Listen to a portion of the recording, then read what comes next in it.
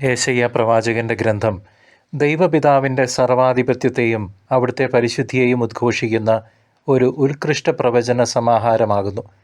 മനുഷ്യകുലത്തെ വീണ്ടെടുക്കുന്നതിനായി പീഡിതനായ ദാസനായി ആഗതനാകുന്ന പുതിയ നിയമത്തിലെ മിശിഹായെക്കുറിച്ചുള്ള ദൈവിക വാഗ്ദാനം ഇതിൽ അതിസ്പഷ്ടമായി പ്രതിധ്വനിക്കുന്നു.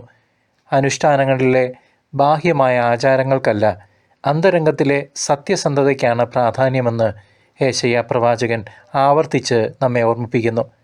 ആത്മീയ അന്ധതയും സ്വയം പര്യാപ്തതയും മനുഷ്യനെ അധപതനത്തിലേക്ക് നയിക്കുന്നുവെന്നും ദൈവത്തിൻ്റെ വഴികൾ നമ്മുടേതിനേക്കാൾ അത്യുന്നതങ്ങളിലാണെന്നും പ്രവാചകൻ ഓർമ്മിപ്പിക്കുന്നു.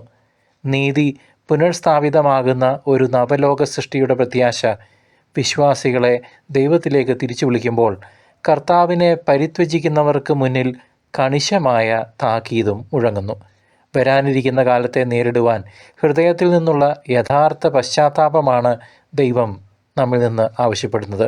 സഹോദരങ്ങളെ, ക്രിസ്തുവിൻ്റെ ആഗമനം ആസന്നമായിരിക്കുന്നു. നാം എല്ലാവരും ജാഗ്രതയോടെയും ഒരുക്കത്തോടെയും ഇരിക്കേണ്ട സമയമാണിത്. കർത്താവെ, ജീവൻ നൽകുന്ന അങ്ങയുടെ വചനങ്ങളിലൂടെ ഞങ്ങളെ ജ്ഞാനം നൽകി നിറയ്ക്കണമേ. ഇതാ ഞങ്ങൾ സന്നദ്ധരായിരിക്കുന്നു. യേശയ്യാ പ്രവാചകന്റെ പുസ്തകം അധ്യായം 22. ജെറുസലേമിൻ്റെ മേൽവിധി. ദർശനത്തിൻ്റെ താഴ്വരയെക്കുറിച്ചുണ്ടായ അരുളപ്പാട്. ആഹ്ലാദിച്ചട്ടഹസിച്ച് ഇളകി മറിയുന്ന ജനമേ, നിങ്ങളെല്ലാവരും പുരമുകളിൽ കയറുന്നത് എന്തിന്? നിങ്ങളുടെ മരിച്ചവർ വാളിനിരയായവരോ യുദ്ധത്തിൽ കൊല്ലപ്പെട്ടവരോ അല്ല. നിങ്ങളുടെ അധിപന്മാർ എല്ലാവരും ഒന്നുപോലെ ഒളിച്ചോടിയിരിക്കുന്നു. വില്ലു കുലയ്ക്കാതെ തന്നെ അവരെ ബന്ധിച്ചിരിക്കുന്നു. വിദൂരത്തേക്ക് ഓടിപ്പോയെങ്കിലും നിങ്ങളിൽ കണ്ടവരെല്ലാവരെയും അവർ തടവുകാരാക്കി. അതിനാൽ ഞാൻ പറഞ്ഞു, എന്നിൽ നിന്ന് കണ്ണെടുക്കുക, ഞാൻ കയ്പ് നിറഞ്ഞ കണ്ണീർ ഒഴുക്കട്ടെ. എൻ്റെ ജനത്തിൻ്റെ പുത്രിയുടെ നാശത്തെ പ്രതി എന്നെ ആശ്വസിപ്പിക്കാൻ ആരും ശ്രമിക്കേണ്ട. പരാജയത്തിൻ്റെയും പലായനത്തിൻ്റെയും സംഭ്രാന്തിയുടെയും ദിനമാണ് ഇത്. സൈന്യങ്ങളുടെ ദൈവമായ കർത്താവ് അയക്കുന്ന ദിനം. ദർശനത്തിൻ്റെ താഴ്വരയിൽ കോട്ടകൾ തകർക്കപ്പെടുന്നു. സഹായത്തിനു വേണ്ടിയുള്ള നിലവിളി പർവ്വതത്തിൽ മുടങ്ങുന്നു. ഏലാം ആവനാഴി അണിയുന്നു. രഥങ്ങളിൽ കുതിരകളെ പൂട്ടുന്നു. കീർ പരിച പുറത്തെടുക്കുന്നു. നിങ്ങളുടെ ശ്രേഷ്ഠമായ താഴ്വരകൾ രഥങ്ങൾ കൊണ്ട് നിറഞ്ഞു. കുതിരപ്പടയാളികൾ കവാടങ്ങളിൽ നിലയുറപ്പിച്ചു. അവൻ യൂദായുടെ ആവരണം എടുത്തുമാറ്റി.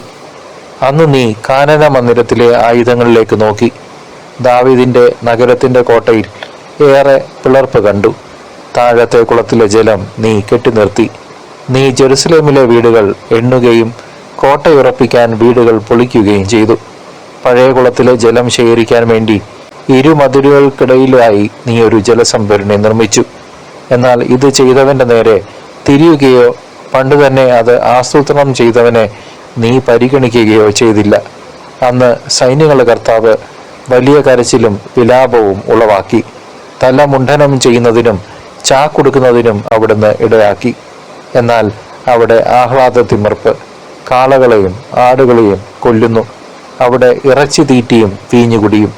നമുക്ക് തിന്ന് കുടിച്ച് മതിക്കാം, നാളെ നമ്മൾ മരിക്കും എന്ന് അവർ പറയുന്നു. സൈന്യങ്ങളുടെ കർത്താവ് എൻ്റെ കാതിൽ മന്ത്രിച്ചു, നീ മരിക്കുന്നതുവരെ ഈ അകൃത്യം ക്ഷമിക്കപ്പെടുകയില്ല.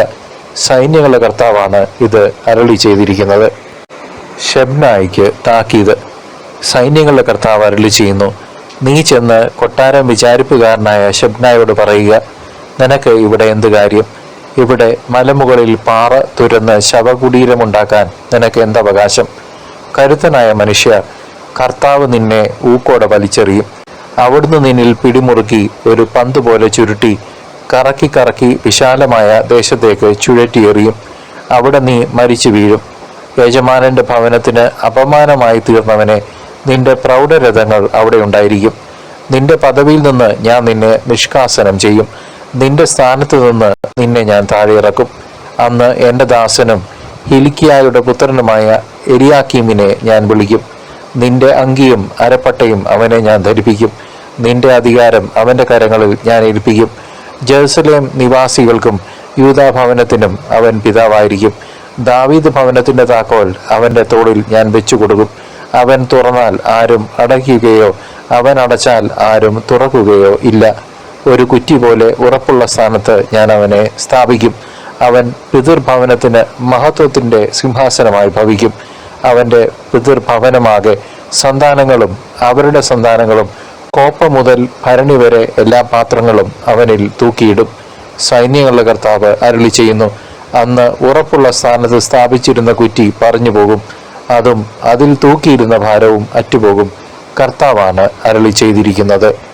പ്രിയ ദൈവജനമേ, യെശയ്യായുടെ പുസ്തകം 22-ാം അധ്യായം വായിക്കുമ്പോൾ അന്ന് യഹൂദ രാജ്യം വലിയൊരു രാഷ്ട്രീയ പ്രതിസന്ധിയിലൂടെ കടന്നു പോവുകയായിരുന്നു എന്ന് നാം കാണുന്നു. അസീറിയൻ സൈന്യം ജെറുസലേമിനെ വളഞ്ഞ സമയത്ത് ജനങ്ങൾ ഭയചകിതരാകേണ്ടതിന് പകരം അനാവശ്യമായ ആഘോഷങ്ങളിൽ മുഴുകി.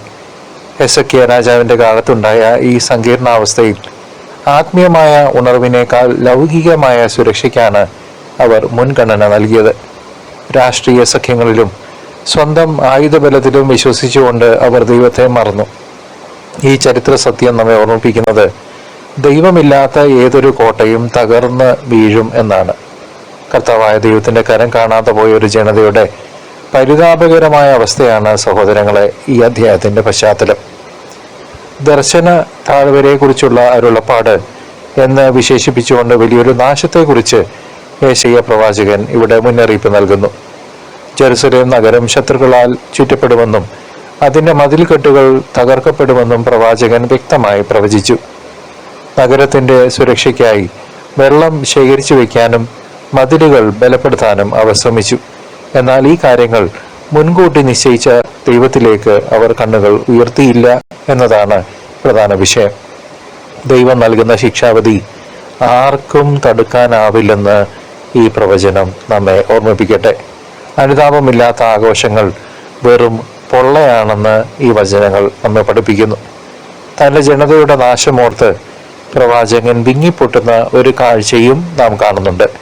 എന്നെ ശല്യപ്പെടുത്തരുത്, ഞാൻ കരയട്ടെ എന്ന് പറയുന്ന പ്രവാചകൻ അഗാധമായ ഹൃദയവേദന അനുഭവിക്കുകയായിരുന്നു. ജനങ്ങളുടെ പാപപൂർണമായ ജീവിതവും ദൈവത്തോടുള്ള നിസ്സംഗതയും അദ്ദേഹത്തെ തളർത്തിക്കളഞ്ഞു. എങ്കിലും രാജസേവകനായ ശബ്നായെ പോലെയുള്ള അധികാരമോഹികളെ ശാസിക്കാൻ അദ്ദേഹം വലിയ ധീരത കാണിച്ചു. സ്വന്തം സുഖസൗകര്യങ്ങളെക്കാൾ ദൈവത്തിൻ്റെ ഹിതത്തിന് അദ്ദേഹം വലിയ വില നൽകി. കണ്ണുനീരോടെ തൻ്റെ ജനത്തിനു വേണ്ടി മാധ്യസ്ഥം വഹിക്കുന്ന ഒരു ഉത്തമ ഇടയന്റെ രൂപം യെശയ്യാ പ്രവാചകനിൽ നാം കാണുന്നു. ഇന്നത്തെ ലോക സാഹചര്യങ്ങളിലേക്ക് നോക്കുമ്പോൾ യെശയ്യാ പ്രവാചകന്റെ വാക്കുകൾ കൂടുതൽ പ്രസക്തമായി തോന്നാറുണ്ട്.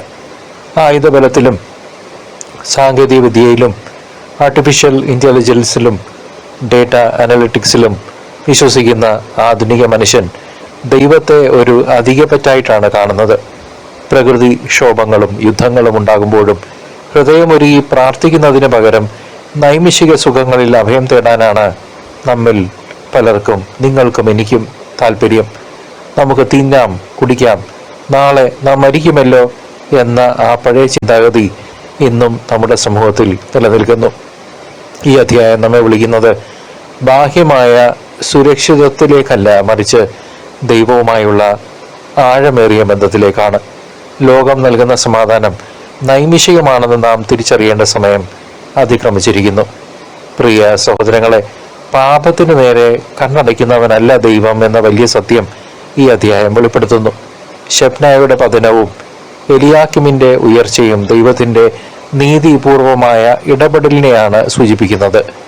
അഹങ്കാരികളെ താഴ്ത്തുകയും വിനീതരെ ഉയർത്തുകയും ചെയ്യുന്ന ദൈവത്തിൻ്റെ കരം ഇവിടെ സുവ്യക്തമാണ്.